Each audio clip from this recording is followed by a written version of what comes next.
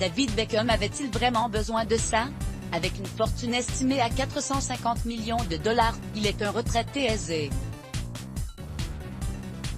Mais quand on vous met sous le nez un chèque de presque 15 millions, difficile de résister à l'appât du gain. L'ancien footballeur a cédé et accepté un deal avec le Qatar.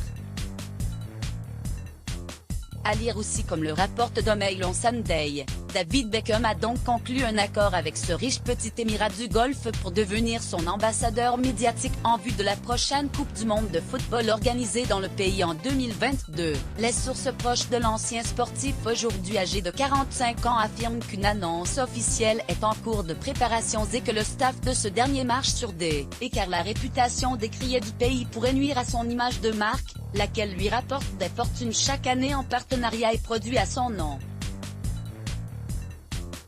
Les discussions entre les conseillers de Beckham et le comité qatari en charge de la Coupe du Monde sont en cours depuis plus d'1 an. Après avoir discuté de plusieurs options, dont un sponsoring de son équipe américaine de l'Inter Miami, la franchise qu'il a réussi à lancer en 2018, note de la rédaction, il semble avoir conclu un accord personnel avec la star, peut-on lire. Cet accord, s'il se vérifiait prochainement, commence déjà à causer du tort à l'époux de Victoria Beckham en raison de son engagement auprès de la communauté LGBT. Sur les réseaux sociaux, à commencer par Twitter, de nombreux messages faisaient part de leur déception ou incompréhension.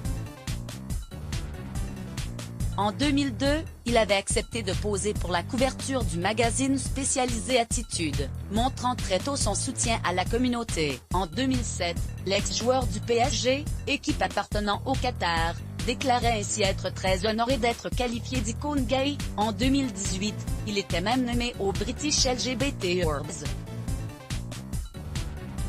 Selon les sources du Mail, les proches de David Beckham auraient eu vent d'un assouplissement des mesures contre les LGBT au Qatar en vue de la Coupe du Monde.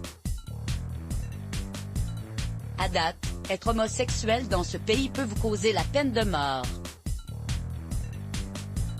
Une autre grande inquiétude en réaction à ce deal avec le Qatar concerne les proches très connus du footballeur, notamment ses amis homosexuels comme le chanteur Elton John qui l'accueille sur son yacht chaque été dans le sud de la France, ajoute le site. Réputé pour ne pas avoir sa langue dans sa poche, l'artiste se permettra-t-il de publiquement tacler son ami pour ce choix? Let's block ADS. Why?